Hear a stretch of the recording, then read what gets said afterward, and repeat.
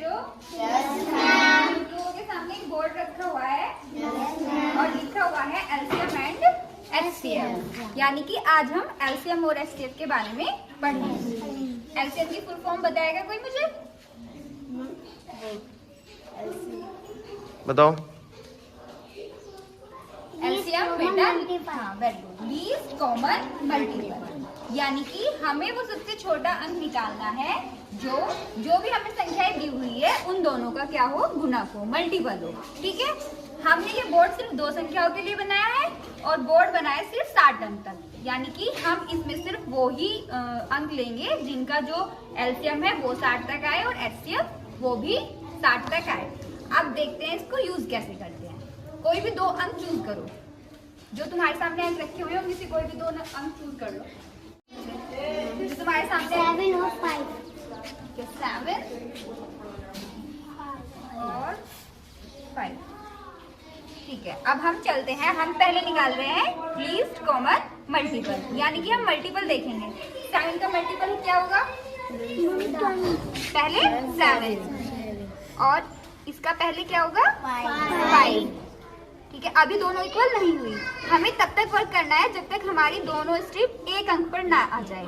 ठीक है, बताओ 7 का नेक्स्ट मल्टीपल 14। ठीक है, 5 का 10 पे पहुंच गए। अब फिर बताओ, अभी वो कम है ना, जो कम है उसको पहले चलाएंगे। 5 का नेक्स्ट आगे 15 और यहाँ पे भी हम आए कितने, 14 पे, तो बताओ 7 का आगे 21। ओके, यहाँ पे हम पहुंचे फिर 15 के बाद बोलो 20, यानी कि अभी भी हम क्या है, दूर हैं। फिर इसको चलाएंगे, फिर आगे क्या पहुंचेंगे 25।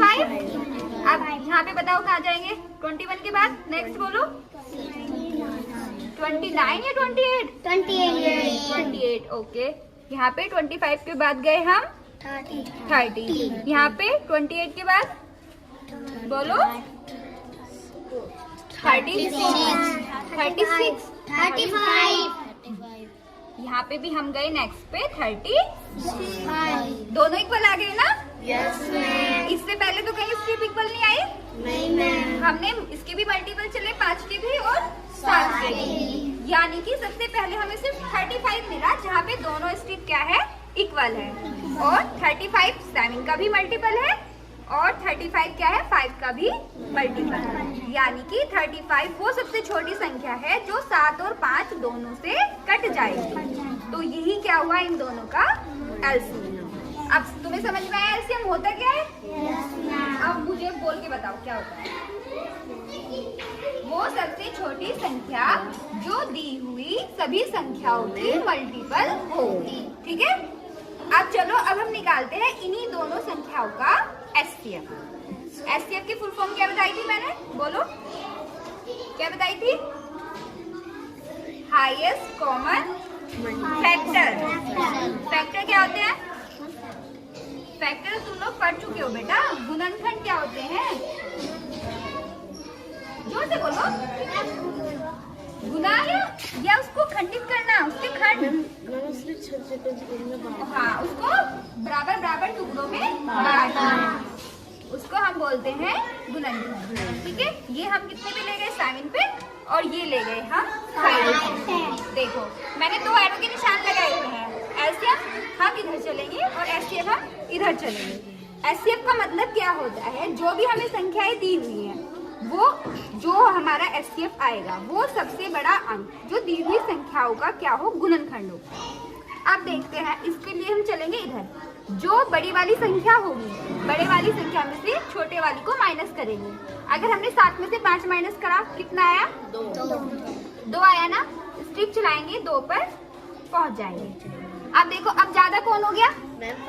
5 हो गया ज्यादा, तो फिर 5 में से क्या करेंगे, स्मॉल वाली यानी कि छोटे वाली को माइनस कर देंगे। 5 में से 2 माइनस हुए, बोलो कहाँ गए हम? 3 पर गए। अब कौन हो गया ज्यादा? 3 ही ज्यादा है ना? 3 में से हमने 2 माइनस किया, हम कहाँ पहुँचे, बोलो? 3 में से हमने 2 माइनस किया, हम पहुँच गए 1 पे। और ये कितना था हमारा? 2, और स्ट्रिप होनी चाहिए हमारे इक्वल, तो अब 2 ज्यादा है ना, कम 1 है, तो 2 में से 1 माइनस किया, कितने पे पहुंचे हम? एक पर दोनों क्या हो गई, इक्वल हो गई। इससे पहले हमें कोई ऐसा अंक नहीं मिला ना जिसमें ये दोनों इक्वल हो, नहीं मैम। एक पर ही जाकर इक्वल हुई। Yes ma'am. इसका मतलब एक क्या है इन दोनों का, HCF। एक और बात देखो, तुमने एक चीज नोटिस करी, 7 और 5 कैसे अंक है? विषम नहीं, कुछ और बताया था मैंने, बोलो। 7 और 5 ये दोनों की दोनों प्राइम नंबर है। प्राइम अब हाँ, प्राइम नंबर याद आ गया, अभाज्य संख्याएं।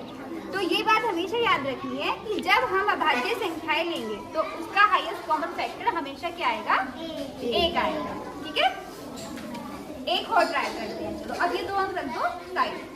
कोई 2 इवन नंबर चूज करो, जो सामने नंबर लिखे हुए हैं उनमें से कोई 2 इवन नंबर चूज करो।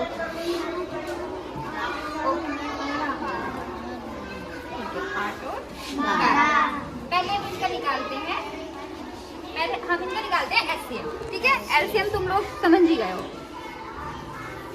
एचसीएफ के लिए हम यहाँ 8 पे गए और यहाँ पे चले गए 12 पे। ओके, क्या करना था मुझे बताओ? एचसीएफ निकालना था, तो क्या किया था पहले हमने? हाँ, घटा किया था। जो ज्यादा है उसमें से कम वाला घटा दिया था। 12 में से 8 गए, बताओ कितना आया? 4 आया ना, पहुँच गए 4 पर। ओके, अब कौन ज्यादा हो गया? 8 ज्यादा हो गया ना, तो 8 में से 4 माइनस करोगे, कहाँ पे पहुँच गए? इक्वल हो गए दोनों। Yes ma'am. 4 के पहाड़े में 8 भी आता है, यस मैम। 4 के पहाड़े में 12 भी आता है। 4 के अलावा तो ऐसा कोई नंबर नहीं है ना जिनके पहाड़े में ये आ जाए। नहीं मैम। 8 और 12 आ तो जाएंगे, मतलब 4 वो सबसे बड़ा अंक है जिसमें 8 और 12 दोनों आए। ठीक है, तो इसका मतलब 4 क्या हुआ, इन दोनों का एलसीएम।